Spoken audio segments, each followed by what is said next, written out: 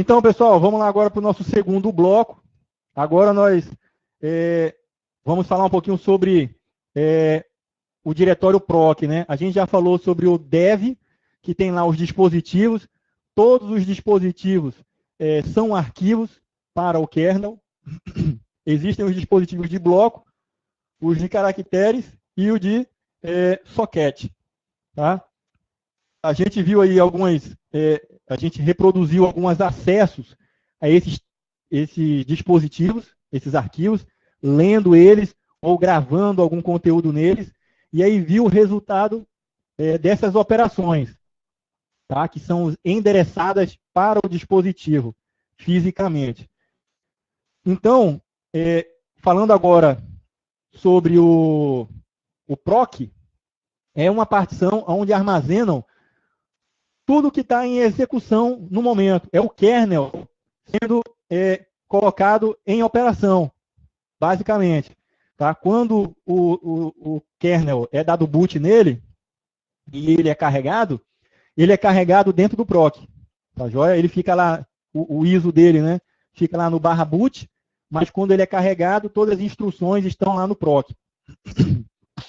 Então, a gente tem aqui os principais arquivos do PROC.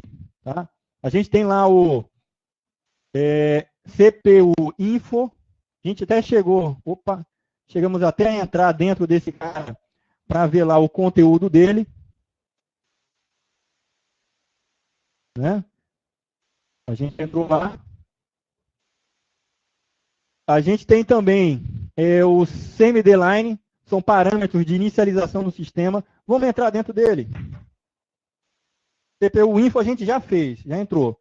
Eu vou dar aqui só um head, tá? Só o cabeçalho do arquivo, para não listar ele todo, /proc, certo? Aí a gente vai usar lá o CPU info, tá aqui, ó, tá joia? Agora a gente vai ver lá o semi-deline, tem parâmetros lá de inicialização, né, do kernel, olha lá, ó, o boot image, tá? A gente tem o cripto, é o sistema de criptografia usado no sistema de arquivo. Nunca abri esse cara, vamos abrir ele aqui.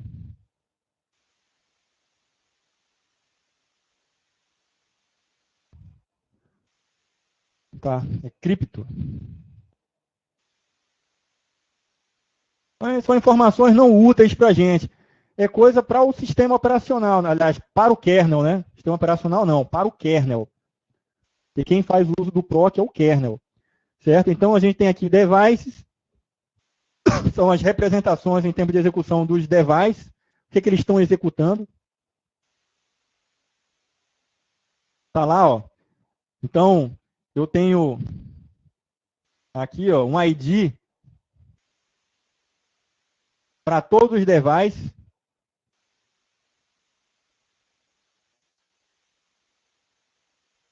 Vamos ver lá. A gente tem o file system, que dá lá sistemas de arquivos suportados pelo sistema. File system. Aí tem lá, né? Vamos ver. Um pouco mais de informação. N, 30, 20.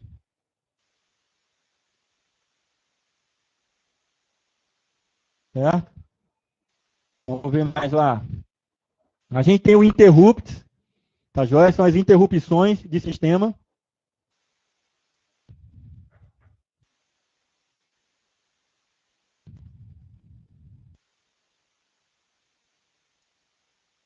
Olha aí as interrupções dos dispositivos. Então, pessoal, o que seriam as interrupções? O kernel ele tem que se preocupar com as interrupções. Todo o dispositivo ele é um arquivo, beleza, né? Então, para o kernel que gerencia o acesso à memória, o acesso à CPU, o acesso a uma placa de rede, ele tem que gerenciar o acesso ao arquivo, né? Cada um desses arquivos que são um dispositivo. Então, ele pode colocar um determinado dispositivo, por exemplo, a CPU está fazendo uma operação de leitura e escrita no HD. Então, aquela instrução, a CPU mandou a instrução, mandou fazer um write lá, gravar, o DD, mandou fazer o DD lá, está lá copiando. Só que o processador, ele pode fazer o seguinte, vou colocar você em stand-by, isso o código, né? A instrução. A operação lá no HD, ela está rolando, está lá acontecendo. Só que o processador, ele não precisa ficar com aquela instrução na memória, né? Ele não precisa, ele já mandou a instrução. Então, o que tiver na memória dele lá, de dados, de instrução, que não está em execução efetivamente, ele pode colocar em stand-by, em hold, né? Então, quando ele faz isso, ele desocupa o processador para que outra instrução seja colocada lá. São as filas, né, de execução curta. São os processos que saem e entram para fazer a execução lá no processador. Isso aí é arquitetura de computadores. Então, o que acontece? Nesse momento que ele colocou um processo para ficar em stand-by, porque ele está aguardando, o trabalho já está sendo feito lá pelo disco, né, de gravar o arquivo, de fazer alguma operação, quando aquele processo termina, existe um retorno, um sinal de retorno, que é um sinal de interrupção. Esse sinal de interrupção é um sinal, na verdade, para a CPU, dizendo assim, olha, aquele processo que você interrompeu, você já pode colocar ele de volta para rodar. Tá certo? Porque eu estou mandando um sinal de interrupção, mas é um sinal pedindo para que você interrompa outro processo e coloque esse meu na frente. Por quê? Porque aquele HD que realizou a operação, por exemplo, de trazer um dado, um arquivo, ou então gravar lá o DD e já terminou a operação, ele só está dando o feedback, dizendo assim, olha, terminei, né? Tá ok, já pode dar por encerrado o comando aí, dar no prompt lá que foi executado com sucesso. Aquele retorno, aquela instrução pode não estar mais no processador, naquela hora que o HD deu o retorno, né? Então, ele vai mandar uma instrução de interrupção, dizendo assim, olha, interrompa alguma outra atividade aí e bota a minha na prioridade, ou então interrompa e bota na fila lá que está pronto para a execução, né? Porque ele vai para uma fila de hold, né? Uma fila de está aguardando a execução. Mas ele pode voltar para a fila lá dos que estão prontos para a execução. Então, quando ele estiver pronto para a execução, ele entra na fila e vai ser executado de acordo com a prioridade que aquela fila tem. Tá? Então, a interrupção é isso daí. Então, esse arquivo aqui fica fazendo esse gerenciamento das interrupções. Joia? Por quê? Lá no PROC estão todos os processos que estão em execução no momento. Então, os dispositivos, os devices, dependem desse cara, a CPU depende desse cara para poder fazer essa gestão de botar um processo em hold e depois botar ele em pronto para execução, tá certo? Beleza? Aí tá aqui, tá? Esses códigos aqui, tá? São coisas do sistema, né? Para ele interpretar aqui as chamadas de interrupção. Vamos voltar lá. IOMan dá a informação aqui de acesso à memória. O acesso à memória é um processo de I/O, né? De entrada e saída, né? A leitura e escrita dentro de um arquivo. Desculpa. I/O ports também diz respeito aí a informações de portas, né? Que vão ser acessadas, porta serial, por exemplo, um terminal TTY, é uma porta. Então, ó, na verdade é um device, né? Então vamos ver lá, ó. I/O port. Na verdade ele não é o device, né? Não é o processo em si, ele dá estatística sobre o uso de entrada e saída. I/O port. I/O port. Então tá lá, ó. O que é que ele tem aqui, pessoal? Ele tem uma faixa de endereçamento, né? Do endereço tal ao endereço tal, tá certo? É o keyboard. Tá aqui, ó. Na verdade, é um endereço só, né? É o 61. Porque ele é serial, né? É o 60. Então ele manda os dados de forma serial. Então por isso tem uma faixa só de caractere. Vamos ver um outro aqui, ó. Keyboard. Tem vários endereçamentos aqui, ó. DNA, timer. Deixa eu dar um completo aqui. Deixa eu botar mais coisa para sair. 40. Vamos ver mais floppy disk. Olha o disco aqui, ó. Tá? Essa aqui é a faixa de endereçamento para ele conseguir acessar o device, né? Então, tudo que ele mandar um fluxo para o device, ele vai conseguir chegar e acessar esse endereçamento de memória. Também outra coisa, tudo é endereçamento, né? Tudo é endereçamento, é faixa de endereçamento. Aí o port. Aí a gente tem lá, ó, load AVG, a estatística aqui sobre o uso, né? A carga de uso. Load AVG. A informação para você aqui não é interpretável por nós. Main info, informações sobre memória.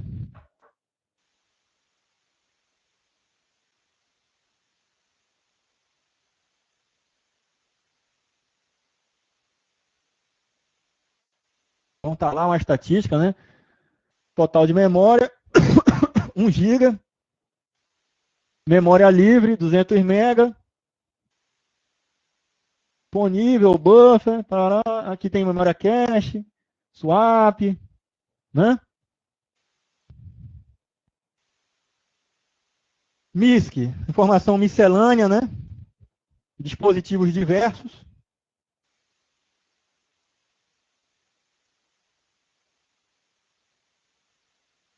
Aí tá lá, ó. Esse aqui é o mouse, né? Mouse.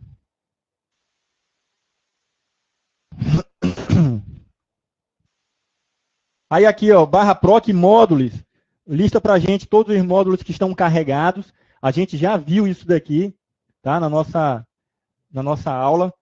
A gente tem lá o barra etc módulos para definir os módulos que a gente quer que sejam carregados. O barra proc módulos, os módulos que estão carregados. Vamos ver lá. Módulos. Tá lá, ó. Todos os módulos, os drivers, né, que estão carregados, eles estão aqui e tendo seus endereçamentos aí. Tá? Aí o Kerr vai poder fazer uso deles, né?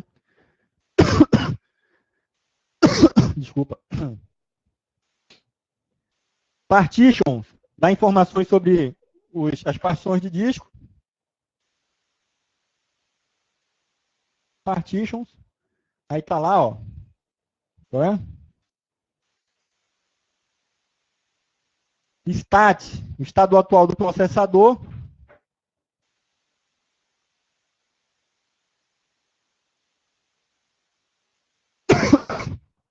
Informações não úteis para a gente aí. Ele conta lá um contador de processos, ó. Olha o que ele está colocando aqui, ó. O CTXT, não sei que parâmetro é esse aqui. Btime, deve ser a hora do computador. Processos, aqui os processos que estão em execução. Processos em execução, tá? Aí tem lá, do total de 3.000 e poucos processos, ele está dizendo que 3 estão em execução no momento, né? É porque aqui, cada vez que eu executo, ele dá um snapshot, né? Cadê aqui, ó? Stat. Ele gera um snapshot, né?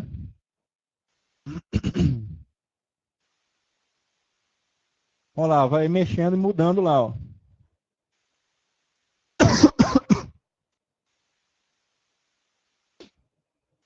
Swap, informações sobre swap. Atualmente em uso, ele vai dizer lá quanto tem de memória swap disponível. Cadê a partição, ó? Joia?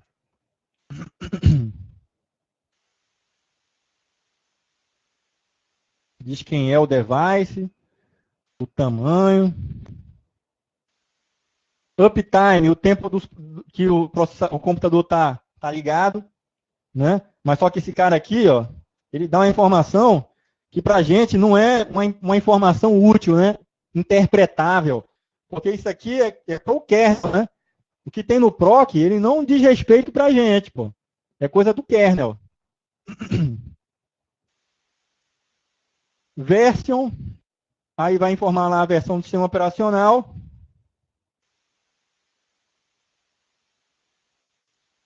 Olha lá, ó. Joia? Relembrando lá o name, né? Menos U. Cadê aqui? Aliás, menos V. Tá certo? A versão lá. O release. Tá? O release do kernel. Então, a compilação dele é essa daí, ó. Machine. Qual é a arquitetura dele? Sistema operacional. Qual que é? É o O, né? Operational. Ele fala lá que é GNU Linux. Não é isso? O S. Ele informa lá qual que é o kernel. Qual que é o kernel? É o S, só S. O que mais? O A mostra tudão, né? É isso. O VMstat, estatística de memória virtual.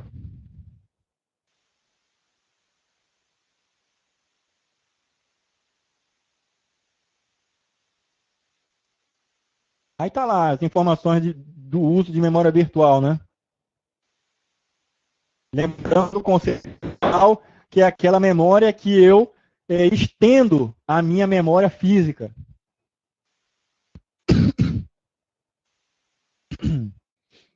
Então, vamos lá para os exercícios. Essa aqui é a parte legal. Vamos lá. TRE do Amazonas, 2010. Olha aí, ó. As operações nos arquivos de diretório, tais como criar, excluir e renomear diretórios, são definidos pelo VFS do Linux, no objetivo de quê, né? Então, o VFS é o Virtual File System, né? A gente já viu. Ele estabelece ali algumas normas de uso, né? Com as regras de conceituais, né? Superbloco, inode, né? Bloco de dados. É a abstração, né? O VFS é uma abstração ali de como acessar efetivamente o dispositivo, né?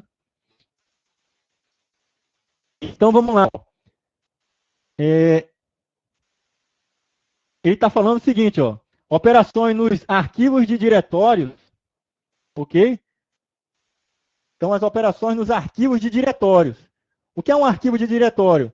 A gente já viu que um arquivo, ele pode ter lá a sua propriedade para ser um arquivo especial, um arquivo tipo diretório, um arquivo regular, né? O especial, ele pode ser aquele de bloco, né? Que é o de device, né? O especial de bloco, o de socket ou de caractere. Então, ele está falando do tipo diretório, são definidos pelo VFS, né? Como tipo de arquivo apenas, certo? Tipo de inode apenas, sistema de arquivo. Então, na verdade, o que ele está dizendo é o seguinte, ó, as operações nos arquivos de diretório, ou seja, os arquivos que são tipo diretório, aí as operações de excluir, são definidas pelo VFS no Linux como objeto de que tipo? Qual é o tipo que eu defino? Quem que é um diretório? Quem que é um arquivo de bloco? Quem que é um arquivo especial, né? Um arquivo tipo caractere normal. Pessoal, quem faz isso é o inode, né? É o inode. O inode é quem vai lá me definir a característica, tá certo? De um determinado tipo de arquivo. Então, o que ele está querendo dizer aí é isso. Ó. As operações nos arquivos de diretório, tá? São definidas em qual objeto? Qual que é o objeto que eu defino lá que aquele arquivo ele é de um arquivo tipo diretório, um arquivo tipo bloco, tipo caractere, tipo socket. Beleza? Mas é isso aí, Bruno. A gente vai evoluindo o nosso raciocínio ali, tá? Essa que é a intenção. Tá joia?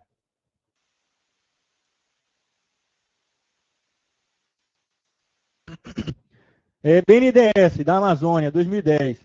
Os usuários internos de órgão público reclamam de um determinado sistema web que apresenta mensagens de erro, indicando que o número máximo de arquivos abertos já foi atingido. Para consultar o número máximo de arquivos abertos permitidos pelo sistema operacional, o administrador do Linux do Linux que hospeda esse sistema vai ter que verificar aonde. E aí, pessoal? Aonde que tem que ser verificado isso daí? Em tempo de execução, tem essa informação de tudo que está sendo executado na máquina pelo kernel. E aí?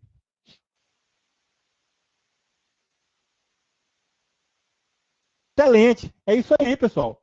Não tem outro lugar para consultar em tempo de execução o que está acontecendo no momento. O kernel está lá. Todos os processos estão lá. Certo? Então, vai ter um arquivo lá que vai me dar uma estatística dos arquivos abertos. Tá? Então, eu tenho lá, ó, vamos ver as outras alternativas. A resposta correta é essa mesmo. Então, ó, ele tem que verificar, olha B, informações disponíveis no superbloco do sistema de arquivo. Não, né? O sistema de arquivo ele vai me dizer ali um apontamento para os inodes. Ele não me diz ali, primeiro que ele é um objeto estático, né? É um objeto estático. Ele vai me doar um número de inode para eu poder dar para um arquivo. Esse arquivo pode estar aberto ou fechado. Eu consultando o superbloco, ele não vai me dar essa informação. Joia? Então aqui eu descarto ele. A configuração aponta o arquivo ns-switch-conf. A gente já viu que esse cara no ETC, o que é que ele faz? Ele altera a ordem de pesquisa, né? Ou por local, ou pelo bind, né? Bind é o DNS. Então, eu posso fazer essa configuração. Tem também aquele outro arquivo no /etc, o hosts.conf. Ele também me deixa alterar essa ordem de pesquisa. Tá? Quando eu faço uma solicitação de um nome, e aí ele não reconhece aquilo ali, não faz a tradução do nome para o IP, ou vice-versa, e aí ele vai ter que ter uma ordenação. Eu procuro primeiro um arquivo aqui que tem essas configurações, ou vou procurar fora, externamente, no DNS, ou em outro tipo de serviço. O NS Switch faz isso. Então, nada a ver. A configuração indicada no arquivo etc maxn files config. Essa daqui é para aquela que o cara nunca estudou nada de Linux, tá? Porque a gente já passou, a gente já viu muita coisa, muita coisa. Então, quando vocês virem um nome estranho desse, pessoal, a anteninha já vai ligar, né? Cara, eu nunca vi falar desse arquivo. É pegadinha. Né? Exatamente, Wellington, né? É pegadinha. Tá? Porque às vezes a gente vai acumulando um certo conhecimento ao longo do tempo, tá? Não só do curso aqui, mas de vivência mesmo, de outras situações, de ouvir falar de arquivo, já vê, entrou, não sei o quê. E assim, você vê e acha muito estranho, né? Pô, um arquivo, não, nunca vi, esse arquivo não existe, cara, não existe. Tá joia? E assim, a gente já viu muitos arquivos no curso aqui. Esse aqui não passa muito longe de qualquer um que a gente tenha visto aqui. Então, ó, a alternativa é no root.bashrc e no etc profile. Esses caras aqui eu posso colocar nesse script para ele carregar variáveis, né? Ou rodar alguma rotina na hora que o usuário se logar no computador, no shell dele. E o profile também, né? Esse aqui, mais relacionado com carregamento de variáveis, né? De ambiente. E esse outro aqui de script, né?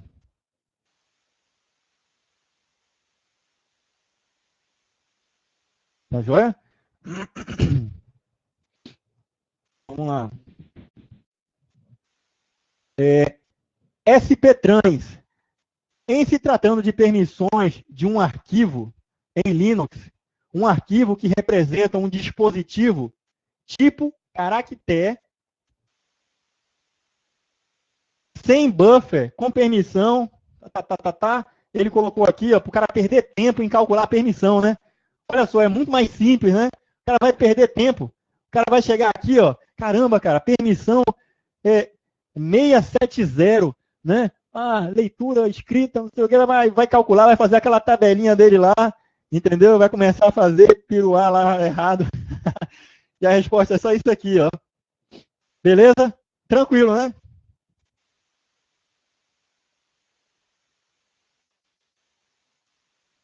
ProDAN 2012.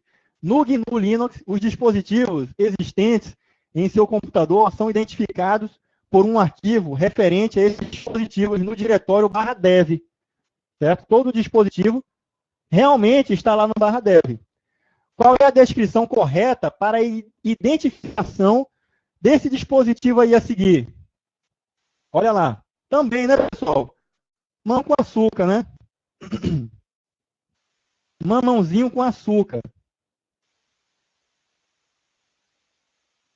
Vamos lá. UFBA. Agora essa é legal. Por quê? Porque a banca da escola, da IFSEX, tem professores que fazem. Então ele pensa um pouco assim, ó, do jeito que está essa questão aí. Nem muito complexa, nem muito fácil. Depende, né?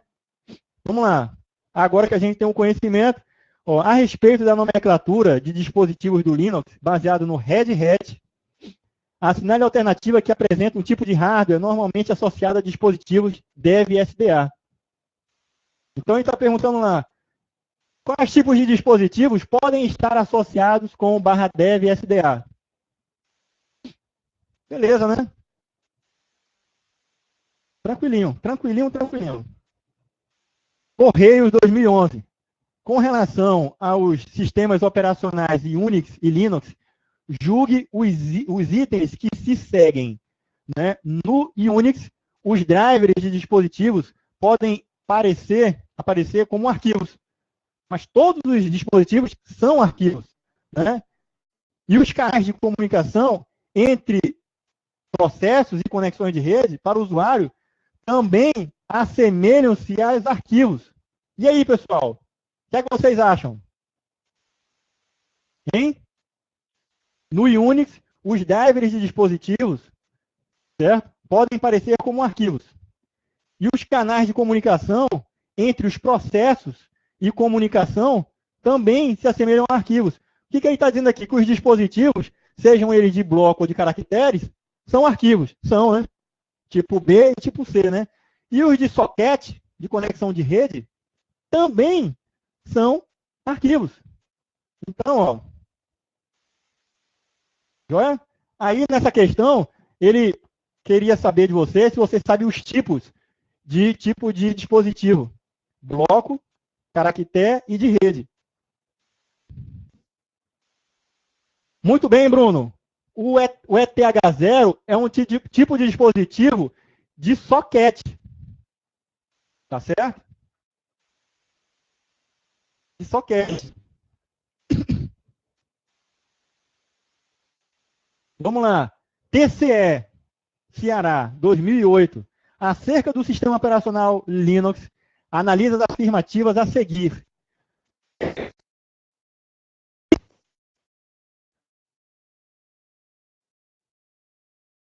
Sobre arquivos num sistema de arquivo Linux. Há um inode para cada arquivo. Beleza, né? E cada arquivo é unicamente identificado pelo sistema de arquivo no qual reside e o seu número de inode nesse sistema. Está perfeito, né? Quem é que dá esse inode para esse arquivo que é único, né? Aliás, o arquivo ele pode até ter cópias dele, mas cada um vai ter o seu próprio inode. A não ser que tenha aquele link simbólico, aliás, link simbólico não, o hard link, que o hard link é eu ter dois arquivos que apontam um único inode. Lembra lá? agora que a gente já tem um conceito melhor sobre inode, então, o que é o hard link? O hard link é eu ter 2 arquivos em locais diferentes no meu computador, mas para o Linux, para o kernel, tá? É um inode só. Aquele nosso superbloco definiu que é um só inode para os 2. Esse é o hard link. Tá? Então, o que acontece? Eu tenho lá o meu superbloco que gerencia todos os inodes, dizendo ali aonde estão os inodes e fornecendo novos inodes para os arquivos serem armazenados. Então, cada inode vai ter vai ser representado por um arquivo, tá? Vai representar um arquivo, joia? Então, essa aí, ó, belezinha, tá? Verdadeira. Vamos para a segunda proposição e comentar ela. O kernel do Linux possui um alocador adicional para solicitações de tamanho arbitrário. Tá? Esse cara se chama o kmalloc. Tá? E aí, pessoal? Tá certo ou tá errado? Pessoal, seguinte, tá certo. A gente vai ver isso aí mais à frente.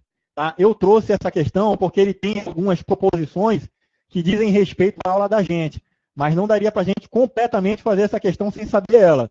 Poderia até chutar, tá? Teria uma chance ali aproximada de dar certo. Mas o que acontece? Na hora que o processo kernel cria um processo, ele tem que reservar uma faixa de memória para aquele processo. Aquele processo, os dispositivos que vão ser feito uso dele, seja terminal do computador, seja uma placa de rede, né, uma porta paralela,